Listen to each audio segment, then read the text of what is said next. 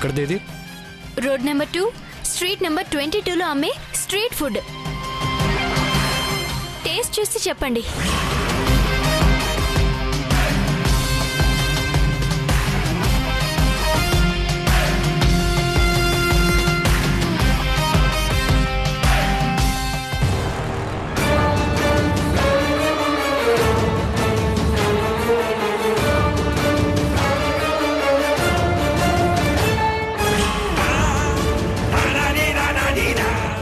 Non sense. నన్నే pool చేయాలని చూస్తున్నావా? ఇది ఏజే రెస్టారెంట్ ఫుడ్డే.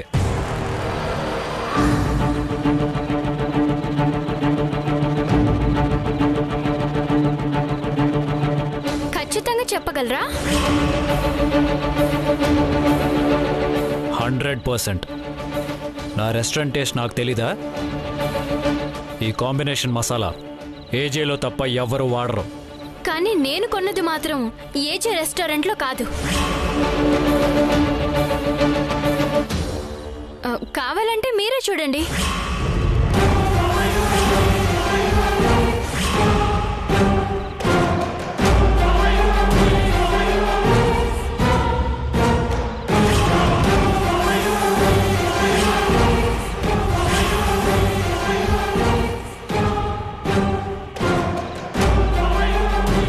అదలా?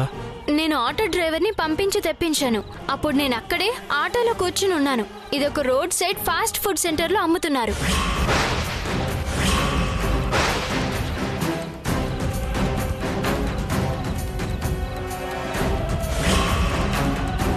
ఇంపాసిబుల్. మీరేదో పొరపాటు పడ్డట్టున్నారు. అవును, same food taste fast food సెంటర్లో ఉండటం ఏంటి? సేమ్ టేస్టే కాదు, సేమ్ డిషెస్ కూడా.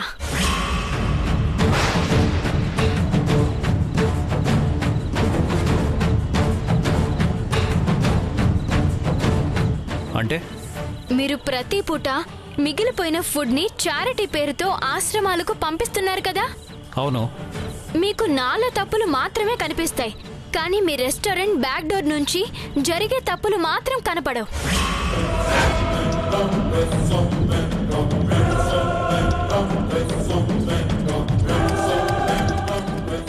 అలా ఉంది మీ ఆర్గనైజేషన్.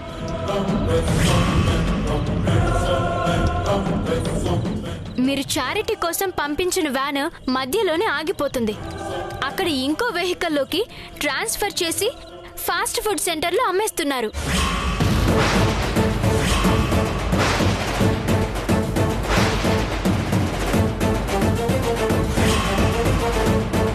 అది ఎవరు చేస్తున్నారో అనేది నాకు తెలీదు, కానీ రెస్టారెంట్లోనే ఎవరో చేస్తున్నారు.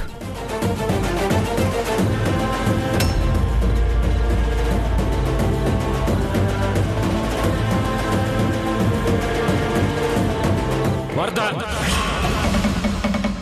ఏంటిది? ఏం జరుగుతుంది రెస్టారెంట్లో? మీరు మమ్మల్ని అనుమానిస్తున్నారా? మా గురించి మీకు తెలీదా?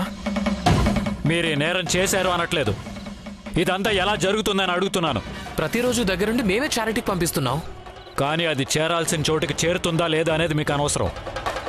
చారిటీకి వెళ్తుందా, రూట్ మారి ఇంకొక చోటకి చేరుతుందా అనేది మీకు ఇప్పటిదాకా తెలియదంటే ఏమనుకోవాలి?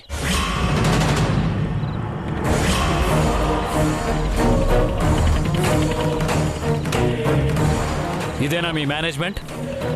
ఇద్దరికిద్దరూ ఏజీ రెస్టారెంట్ని మీ భుజాల మీద మోస్తూ కష్టపడిపోతున్నామని మీ భార్యల దగ్గర చెప్పుకొని తిరగటం తప్ప ఏం వెలగబెడుతున్నారు?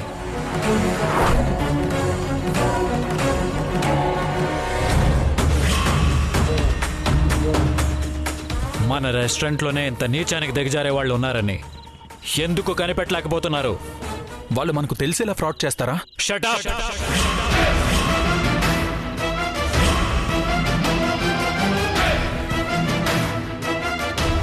ఏం మాట్లాడుతున్నావు? ఏనాడైనా మనం ఫుడ్ సప్లై చేసే చారిటీ సెంటర్స్కి వెళ్ళారా?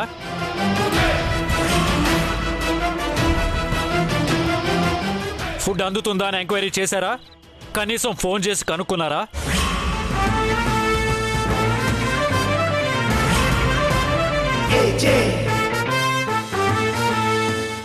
ఇన్నాళ్ళు మిమ్మల్ని నమ్మి చారిటీకి సక్రమంగానే ఫుడ్ వెళ్తుందని భ్రమపడ్డాను. కానీ ఇంత ఫ్రాడ్ జరుగుతుందని కనిపెట్టలేకపోయాను. అంత చౌకబారుతనంగా ఉంది మీ తెలివి.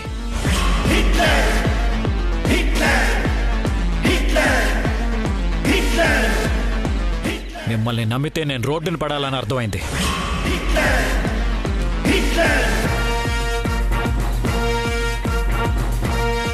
ఇదంతా నిన్నగాక మొన్న వచ్చిన బాను చెప్తే తప్ప తెలుసుకోలేని దుస్థితిలో ఉన్నాం మనం.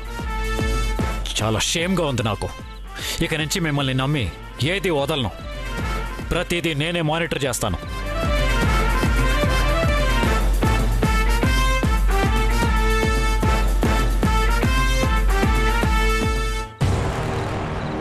I'm sorry.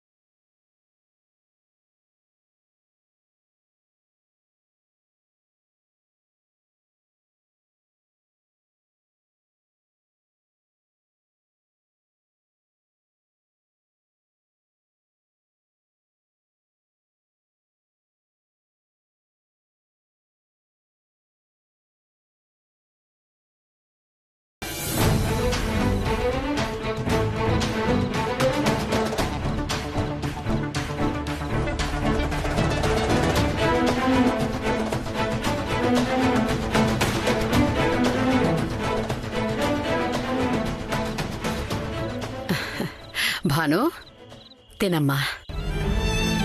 నువ్వేం తప్పు చేయలేదు. కరణేషు మంత్రిలా ఏజేకి తగిన భార్యలా వ్యవహరించావు. దేవుడు నీకంతా మేలే చేస్తున్నాడు. నువ్వేంటో ఏజే తెలుసుకునే మార్గాల్ని సూచిస్తున్నాడు. తినమ్మా, తిను.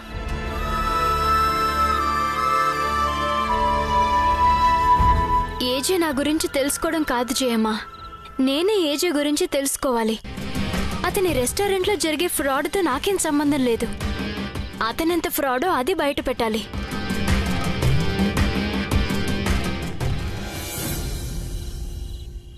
భర్త లేని అత్తగారింట్లో ఉండకూడదు. కొత్త బ్రాంచ్ ఓపెన్ చేసినప్పుడల్లా మా ఆయన్నే పంపిస్తున్నారు. నన్ను కూడా ఆయన దగ్గరికే పంపించేయండి. ఈ మాటలు పడ్డం నా వల్ల కాదు. నీకు లేక ఏం వరగడం లేదు, మాకు ఉండి కూడా ఏమీ వరగడం లేదు. పొద్దున్న లేస్తే సరిగ్గా మాట్లాడకుండా గబగబా పులి తరిమేస్తున్నట్టు ఇంటి నుంచి వెళ్లిపోయి ఏ రాత్రికో వస్తున్నారు. ఇంట్లో అందరం కలిసి ఒక పూట సంతోషంగా తిండి తినడానికి కూడా లేదు. ఇంత గొడ్డు చాకరీ చేయించుకుని పైగా మమ్మల్నే అంటున్నారు. వీళ్ళు ఎందుకు ఎదురు తిరిగి జవాబు చెప్పడం లేదో నాకు అర్థం కావడం లేదు. పెద్ద కన్న తండ్రిలాగా పెళ్ళాల ముందే నానా మాటలు అంటుంటే పడాల్సిన కర్మేంటి వీళ్ళకి? అదే కన్న తండ్రి అయ్యుంటే ఇంకా ఎన్ని మాటలనుండేవారో.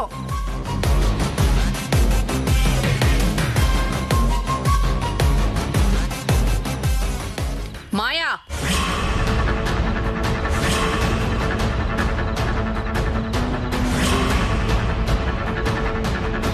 తప్పే అమ్మా. నా కొడుకు చేసింది తప్పే. తప్పు చేసిన కొడుకుల్ని కన్న తండ్రే నిలదీయాలి. మరి ఏ తండ్రి అయినా తాను కన్న కొడుకుల్నే పెంచాలి. వీళ్ళనెందుకు పెంచాడు? తప్పే కదా. వీళ్ళనెందుకు చదివించాడు? అదే తప్పే కదా.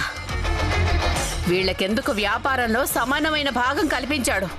అది ఇంకా పెద్ద తప్పే కదా.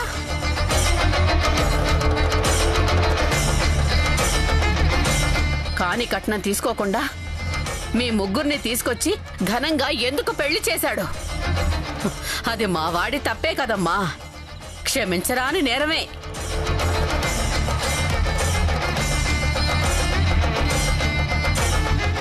జయమ్మా, ఏం చెప్పొద్దు. అంతా వింటూనే ఉన్నాను. ఎవరి గురించి ఏం మాట్లాడుతున్నారో మర్చిపోయి మాట్లాడుతున్నారు. నీ భర్తలు ఎవరనేది నేను నా కొడుకు మర్చిపోయాం.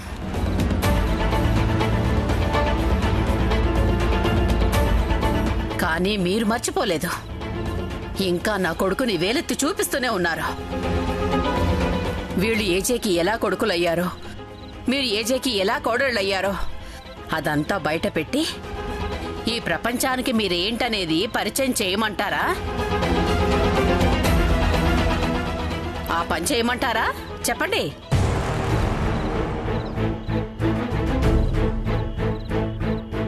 జయమ్మ, మాయ గురించి మీకు తెలిసిందే కదా.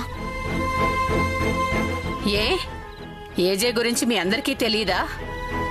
ఎదురు తిరగాలని నేర్పుతోంది. పడాల్సిన కర్మేంటి అంటోంది. లేదు, మీకా కర్మెందుకు? ఎన్నో తప్పులు చేసిన మా ఏజే ఇంట్లో పడుండాల్సిన గతి మీకేంటి? మీ భర్తలకు రెక్కలొచ్చాయి కదా, తలో ఓ గూడు చూసుకొని వెళ్ళండి.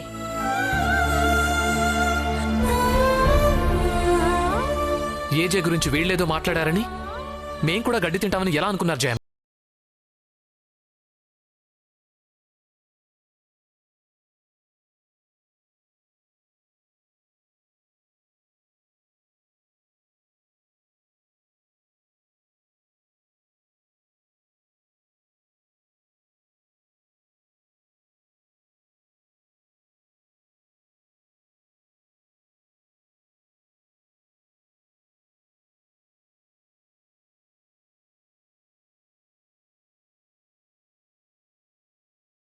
తప్పేం లేదు.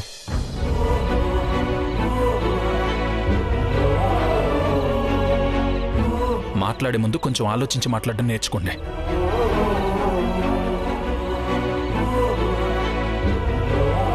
ఇది నేను ఇంతకు ముందు కూడా విన్నాను.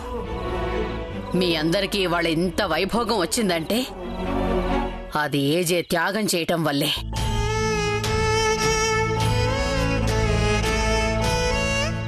అది మర్చిపోకండి.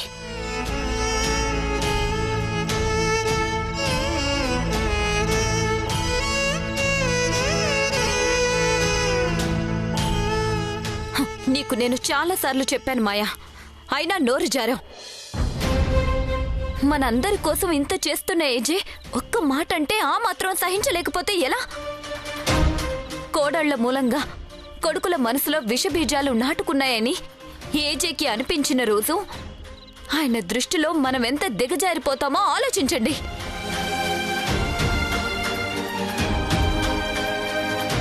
ఏంటి నువ్వేంటి? మళ్ళీ జీవితంలో నిన్ను ఇంట్లో అడుగు పెట్టనివ్వడు ఏజే. వెళ్తావా? వెళ్ళు. నోరు జారింది మాయక్కైతే నన్ను కూడా మడత పెట్టంటావేంటక్కా? చిన్నదాన్నే కదా, నేనెక్కడికి వెళ్ళను, ఇక్కడే ఉంటానులే అక్క.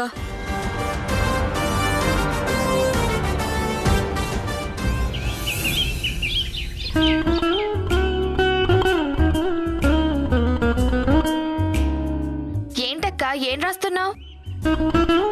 భాను చేసిన తప్పుల లిస్టు రాస్తుందేమో అక్క. దానికి ఈ పేపర్ ఏం సరిపోతుంది? కిలోమీటర్ పొడవుండే పేపర్ రోల్స్ తెప్పించాలి. అంత పెద్ద లిస్టే ఉంటుంది. దీపావళి పండగకి ఏర్పాట్లు చేయాలి కదా, మనం ముగ్గురమే చూసుకోవాలి. అందుకే ఎవరి పనులు వాళ్ళకి సెపరేట్ గా లిస్ట్ రాస్తున్నాను.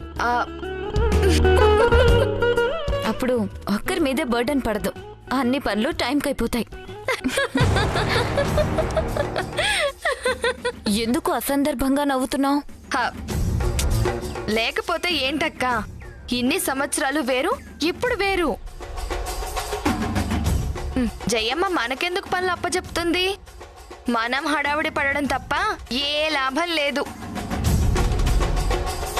అన్ని ఆ భానుకు అప్పచెప్పి ఆ భాను అస్తవ్యస్తం చేసినా వెనకేసుకొచ్చి సమర్థిస్తుంది. కావాలంటే చూడక్క, ఈసారి కూడా భానునే చేయమని చెప్తుంది. అవును, ఈసారి దీపావళికి కావలసిన ఏర్పాట్లన్నీ నువ్వే చెయ్యాలి. నా వల్ల కాదు అని అందరూ అనుకుంటారు, మీరెందుకు అనుకోరు జయమ్మా? ఎందుకు కాదు?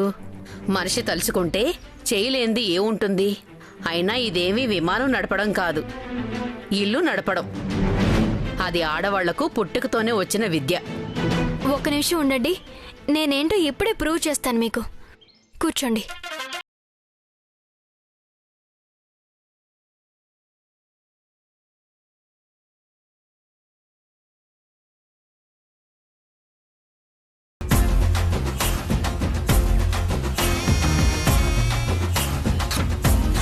ఆ? పని చేస్తే చించేశావు అనాలి. చించేసే పని చేస్తే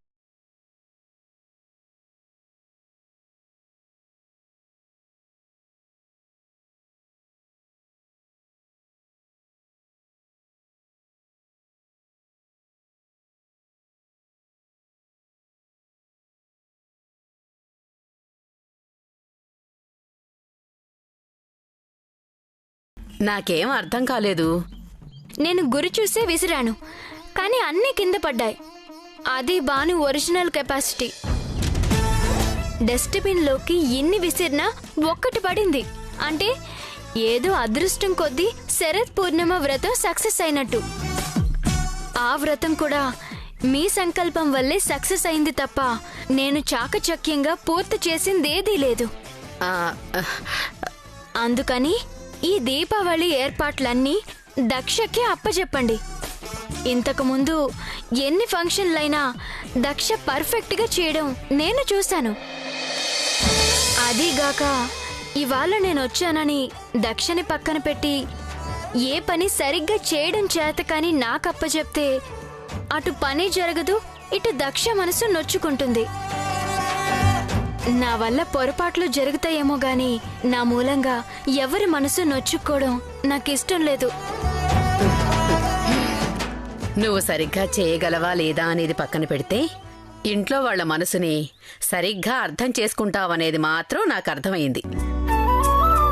ఇన్ని రోజులు అన్ని దక్షే చూసుకునేది. అందుకే నా కోడలొస్తే దక్షకు ఆ భారం తప్పుతుంది అనుకున్నానే తప్ప ఎవరి మనసు నొప్పించటం నాకు నీలాగే చేత కాదు. నువ్వు నాకు అర్థమైనట్టే తొందరలోనే ఏజేతో పాటు అందరికీ అర్థమైతే నాకన్నా సంతోషపడేవాళ్ళు ఎవ్వరూ ఉండరు.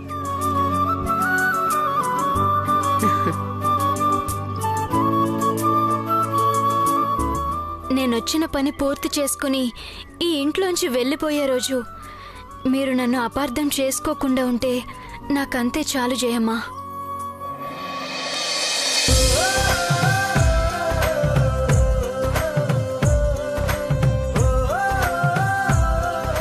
అదేంటక్క మట్టికి భయపడుతున్నావు? దగ్గరికి వెళ్తే దక్షక్క మనల్ని ఒక చెయ్యమంటుంది. మనకి ప్రమిదలు చేయడం రాదు కదా. లడ్డూలు చేయడం రాకపోయినా మట్టిని లడ్డూలా చేయడం రాదా, ఉండలు చేసివ్వమంటుంది. ఇంత మేకప్ వేసుకున్నది షాపింగ్ కి వెళ్ళడానికి గాని మట్టి పని చేయడానికా? మనం అక్కడికి వెళ్ళొద్దు. అవును, జయమ్మ రాగానే షాపింగ్కి వెళ్తామని చెప్దాం.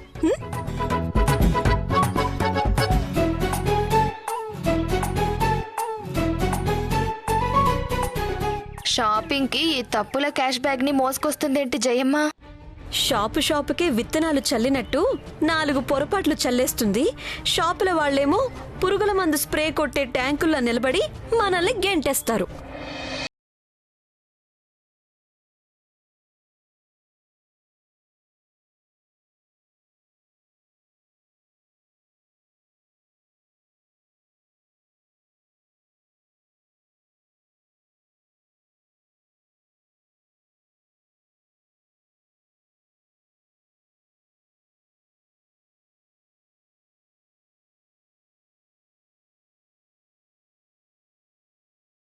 వెళ్దాం అనుకుంటున్నాం. మరి ప్రమిదలు ఈవిడే చేయాలి కదా అని ఎవరన్నారు? మీరే అంటారు. ఇన్నాళ్ళు మీరు చేశారు, ఇప్పుడు నా కోడలు చేస్తుంది, నువ్వు పక్కకి తప్పుకో అనే కదా అంటారు. ఆ మాట అనిపించుకునేదాకా ఎందుకులే జయమ్మా. మేం ముగ్గురం షాపింగ్కి వెళ్తాం, ఈవిడ చేస్తుందిలేండి ఇవన్నీ. లేదు, ప్రతి సంవత్సరంలాగే ఈ దీపావళి పూజకు సంబంధించిన అన్ని ఏర్పాట్లు నువ్వే స్వయంగా చూసుకో.